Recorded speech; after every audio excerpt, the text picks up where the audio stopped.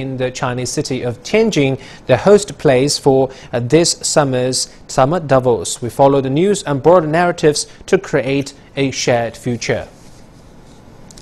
Now, the first day of the World Economic Forum has concluded in Davos. The rise of protectionism and gender inequality were key points of the speeches delivered by the Prime Ministers of India and Canada. CGTN's Jack Barton brings us the highlights from Switzerland. India's Prime Minister Narendra Modi took to the stage at Davos with a speech that effectively marked the official opening of the World Economic Forum. Modi took aim at the sort of anti-globalization policies being spearheaded by US President Donald Trump.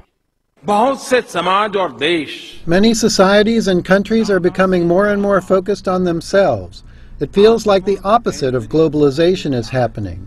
The negative impact of this kind of mindset and wrong priorities cannot be considered less dangerous than climate change or terrorism.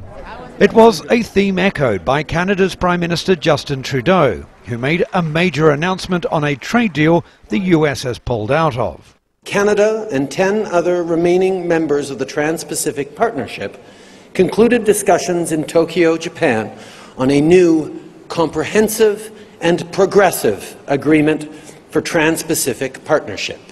Trudeau also spoke at length about gender inequality and the pressures many women still face in the workplace. Me Too. Time's Up. The Women's March. These movements tell us that we need to have a critical discussion on women's rights, equality, and the power dynamics of gender. US President Donald Trump is expected to give the closing speech on Friday with a message that is likely to run contrary to the forum's push for free trade and efforts to curb climate change. So far, though, it's been an upbeat forum, with business confidence rising, with the economic recoveries being witnessed from Europe to the United States. But has the recovery led to a halt in rising inequality? According to the global charity Oxfam, the answer is no. The group released a report to coincide with the forum stating that 1% of the world's population now controls 82% of the wealth. Jack Barton, CGTN, at the World Economic Forum in Davos. Uniting everyone in a fractured world is a tough challenge, but this is exactly what this year's World Economic Forum intends to do. The founder of the forum, Klaus Schwab, reminds us that the gap between the rich and the poor has become unprecedented. He believes every country has a role to play in solving this problem. He said this vision has been inspired by Chinese President Xi Jinping, who delivered a keynote speech at the forum last year. CGTN's Tang Meng has the details. At his opening address for this year's forum, Davis founder Klaus Schwab said it's time to lend our hands to those who've been left behind. Sustained economic development can only be possible if we have social inclusion. Schwab said he's not the first one to come up with this idea. I'm very pleased that President Xi, with his participation last year, which was really historical, showed that China is willing and ready to assume what we called last year a responsive and responsible role in global affairs. And we hope that this year we can live up to the spirit he brought to Davos. At last year's event, Chinese President Xi Jinping said in the era of globalization, countries are more interconnected than ever. Today, mankind has become a close-knit community of a shared future. Countries have extensive, converging interests and are mutually dependent. All countries enjoy the right to development. At the same time, they should view their own interests in a broader context and refrain from pursuing them at the expense of others. Xi Jinping said one should brave challenges instead of shying away from them.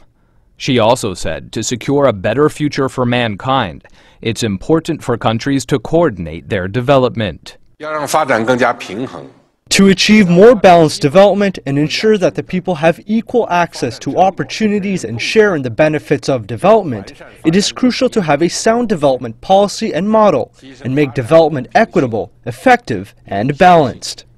The visions of President Xi and Mr. Schwab are echoed by the head of the Organization for Economic Cooperation and Development. China now plays a key role, whether it's in finance, whether it's in the recovery, whether it is in trade issues and investment issues, whether you're talking about climate change. Everything that China does moves the markets. And right now we're seeing many challenges to multilateralism. So what you're telling me, what do you expect China to do? I would expect China to continue to support multilateralism like President Xi announced last year here in Davos. As Xi Jinping and Schwab put it, the goal of a community of shared future is within reach if every country is involved. As long as we keep to the goal of building a community of shared future for mankind and work hand in hand to fulfill our responsibilities and overcome our difficulties, we will be able to create a better world and deliver better livelihoods for our people. My colleague Tian Wei spoke earlier with World Economic Forum trustee, board member Zhu Ming. Zhu is also the former deputy managing director of the International Monetary Fund. Here's what he had to say. Chinese President Xi Jinping, during his speech last year in Davos, it was a very widely welcomed speech, and yet he promised a lot. Many of the delegates this year, they would still remember those promises. How much has been realized so far? Well, the big issue is the One Belt One Road initiative, yes. Right? China held a big summit on May 14th last year in Beijing, and China continued to commit to support the One Belt One Road investments, infrastructures, financings. Also, more than that, the human change, the capacity building. I think that's a big issue. And China continued to open up. For example, China was going to hold the first world the import in the exhibitions in Shanghai, right? It never happened that since it indicated China is willing to import more from the whole world, right? In the various occasions in Paris and climate change issues, in all issues, China stick on the globalization. I think that those are all the things as the consequence of Xi Jinping's talk last year here in Davos.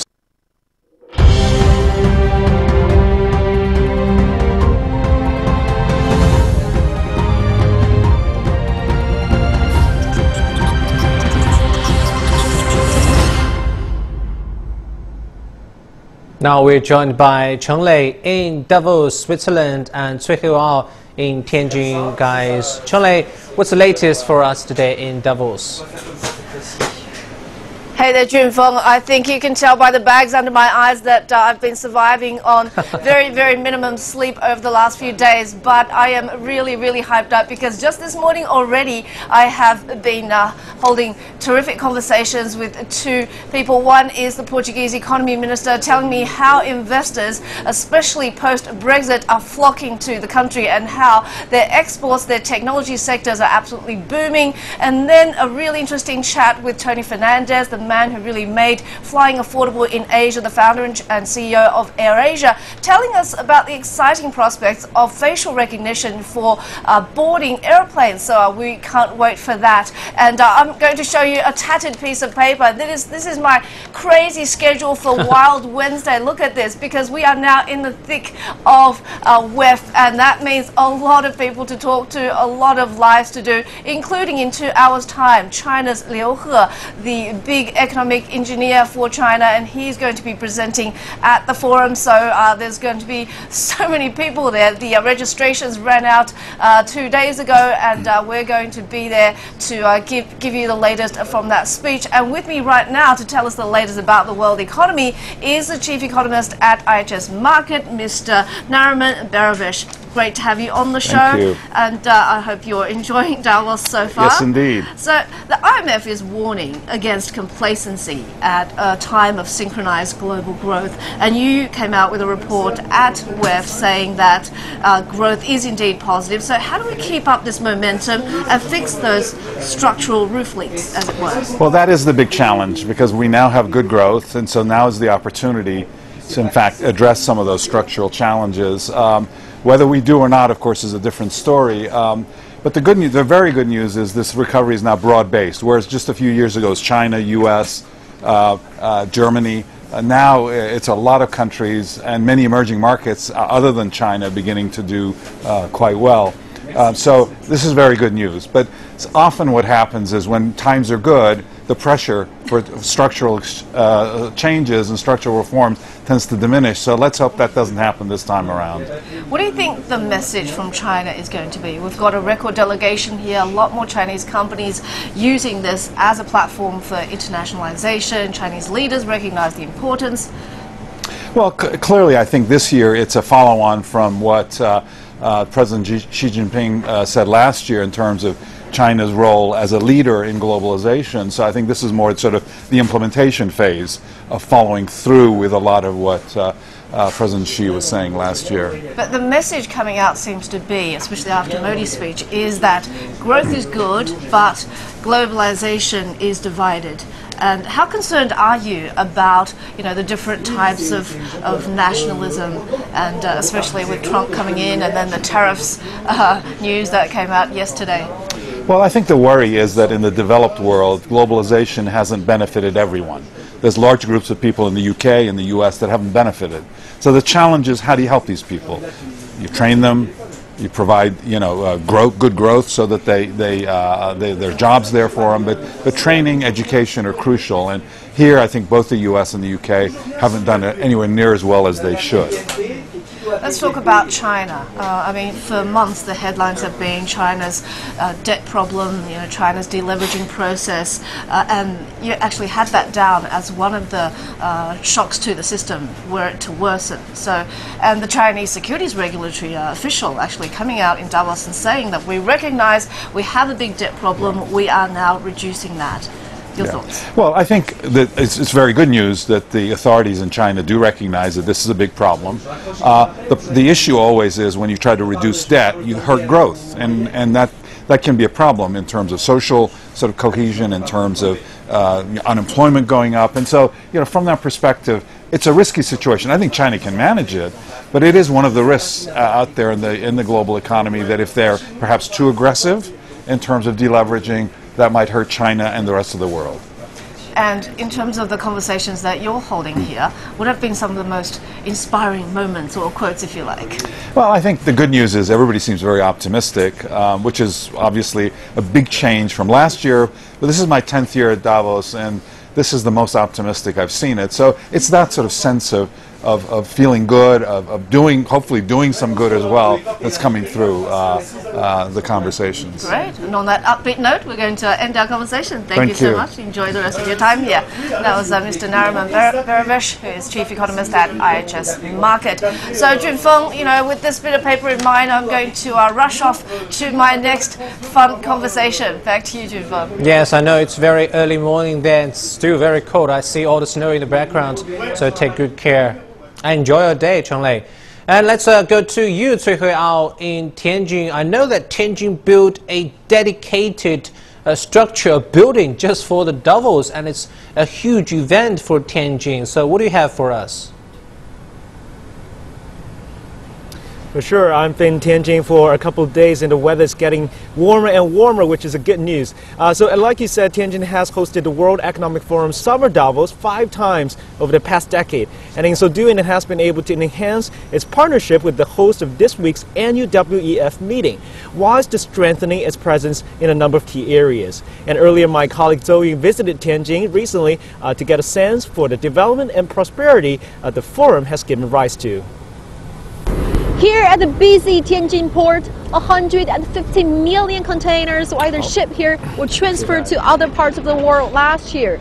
The Summer Davos gathering has not only boosted the city's economy by bringing in more trade, but also given an international vibe to many local companies.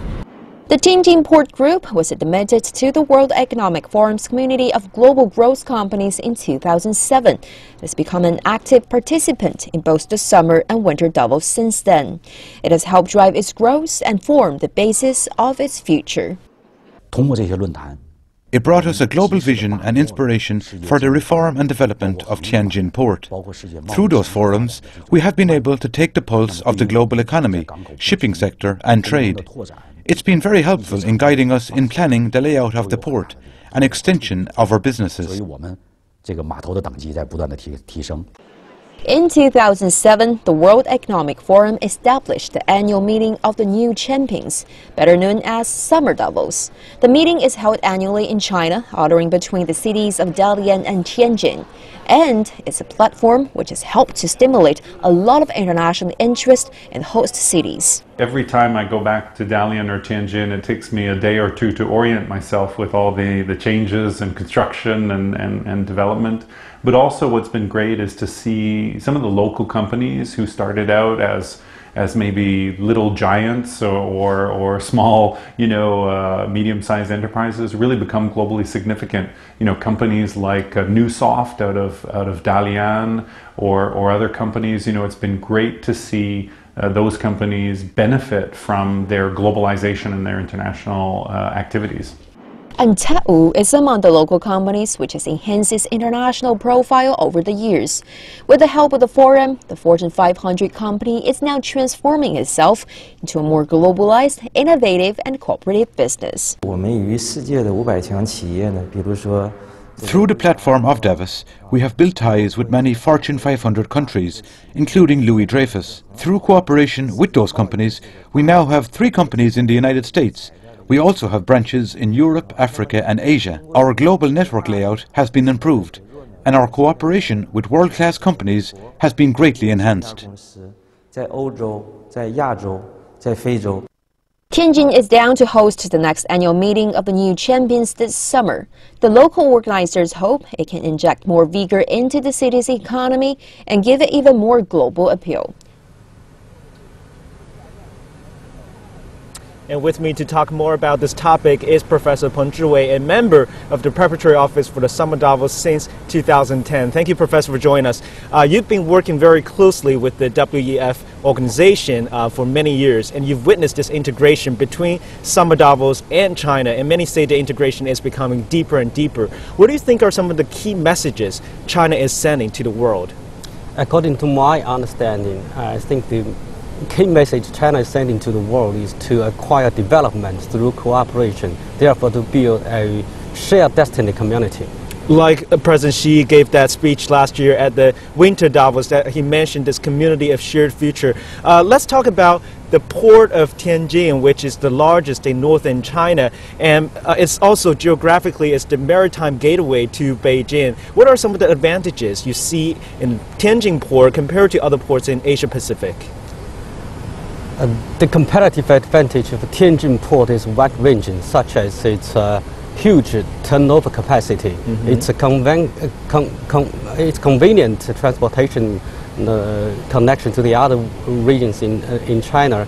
It's a solid industrial foundation in Tianjin, and the national level support to the Binhai new areas development, and so on. But for the time being, I think Tianjin port need to be more adaptable to the challenges. Like what challenges in order to become the leading port in the world? Yes, because in the global wide range, the driving forces for economic growth is shifting. So it might bring a lot of comprehensive challenge for the entities who take part in or saving the global market. And also structurally, in order to become more active and changing the business environment so that private companies would have more leeway for development as well. Yes, yes. So I think the most urgent task about Tianjin port is to improve its efficiency in service and enhance its radiation to the inner land. And in a global context, the Tianjin port is integrating itself into the Belt and Road Initiative, and many say it's the golden bridge that links Northeast Asia to Central and Western Asia, and also it covers Europe. So in terms of strategically, how important is it to China? I think there is a straightforward way to understand the importance of Tianjin to China in the setting of the Belt and Road Initiative. First, the Belt and Road Initiative is the top-level opening up design for China in the new stage of development. And secondly, the partners alongside the Northeastern, Central and Western Asia and in Europe plays key role in the Belt and Road map. And the Tianjin port has the potential to be a most important junction to these economies due to its excellent geographic position and its huge volume in turnover capacity. Of course, and not just the Tianjin port. With the launch of the free trade zone in Tianjin 3 years ago, areas such as high-end manufacturing, logistical service, and port development has been reshaping the landscape of the regional economy. What do you think can be told about the Tianjin model that you can sort of observe or get a taste of the broader economic transformation that China is making? Okay, the launch of free trade zone indicates that we are now devoted to establish a better business environment to foster economic growth. This in turn reflects that some of the traditional driving forces for economic growth, such as large-scale investment and demographic dividends, are gradually unsustainable. And being eliminated. Yes, as a consequence, the future growth might rely more on innovation and technological progress. On the other hand, many of the industries with high pollution has been now under strict constraint by the government. So that's what happened in China, in Tianjin, and also what happened in China.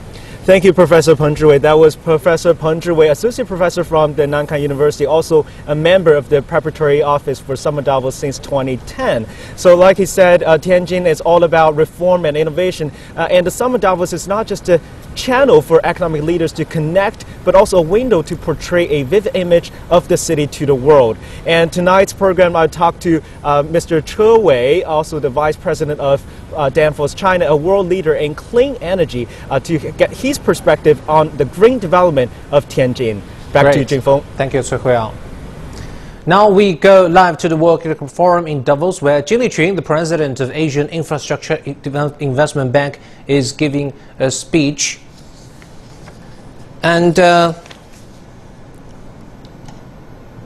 we are going actually to a special interview by our colleague Chen Lei. South Africa's Davos delegation is pitching the country's investment appeal after years of political uncertainty hurt investor confidence. The IMF just cut its growth forecast for the African nation. Our Chen Lei spoke to South African Finance Minister Malusi Gigaba about the challenges in restoring growth. I think that there is a great positive mood upswing, especially since the National Conference of the ANC. The political certainty provided by the conference has already resulted in a number of positive outcomes on the economy. It's already felt in terms of the rand-dollar exchange rate. It's already felt in terms of the lower bond yields. We therefore are seeing a positive investor sentiment and a growing confidence about the South African economy. The new president is somebody who is well trusted, who is well liked, not just by the markets, but who is well loved by the people of South Africa, well trusted by the people of South Africa. China invests significantly in South Africa, and some of the major companies being Huawei, BAIC, Hisense all have plants and R&D centers there. But there is one, I guess, issue, which is that it's a large market, but costs are also rising. And what else are you doing to make sure that South Africa remains an attractive investment destination? I think the most important thing is to provide political certainty, which we are doing. Secondly, we are providing policy certainty by reforming state-owned companies, by implementing structural reforms in the economy, in the various sectors of the economy. We are also taking further steps to reduce the barriers to entry, to demonopolize the South African economy through competition in policy interventions. We're also taking steps to make South Africa an attractive investment destination by reducing the regulatory and red tape impediments to investments. This year we'll see the Forum for China-Africa Cooperation being elevated to a summit and also being held in Beijing. What do you think is going to be the upshot of that, aside from the usual line about strengthening cooperation between China and Africa? Well, I think we need to begin seeing concrete investments to improve the trade balance between the two countries. South Africa cannot continue to export primary products, to China. We need to increase the basket of manufactured goods that we can export to the Chinese markets and therefore generate greater revenues from that to also use that opportunity to access the Asian market. We need to collaborate in terms of all of those programs. I think we need to begin to spell out. One of the things I like about China whenever I interact with my Chinese colleagues is how specific they are in terms of China's interests. And South Africa needs to learn to do that, to spell out exactly that these are the things that we want to achieve. It's not a whole basket of everything. The China-Africa Forum would have a very significant output in that regard. And we need to then get investments going in terms of infrastructure rollout. Well, it's the second day of the 2018 World Economic Forum in Davos, Switzerland, and we will continue to bring you live coverage from the twin host cities, Davos, where the meeting is taking place, and Tianjin, which will host the Summer Davos Forum. So what talks have been held and what might change the world? Who is expected to speak next? It's all on the 30-minute Global Business Show at 1 p.m. GMT and 9 p.m. Beijing time. We'll be here with live interviews and the freshest updates. Make sure to tune in. You're watching Global Business. Coming up next.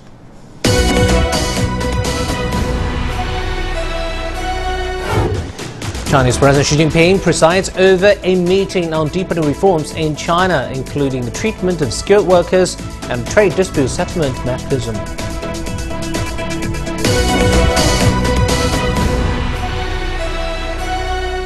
How do we mend, heal and create in a fractured world?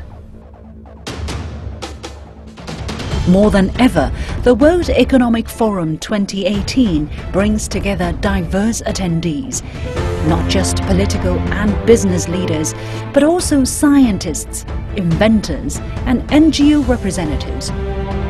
Those with big ideas and new solutions for global challenges.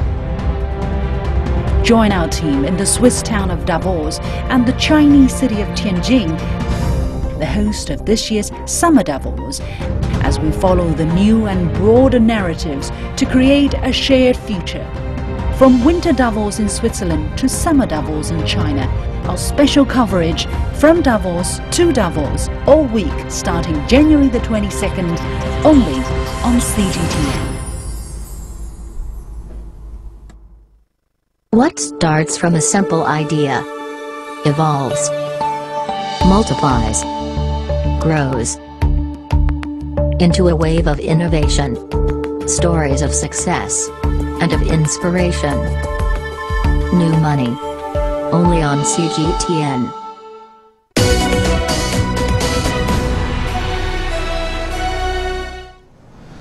Looking at Chinese economy now.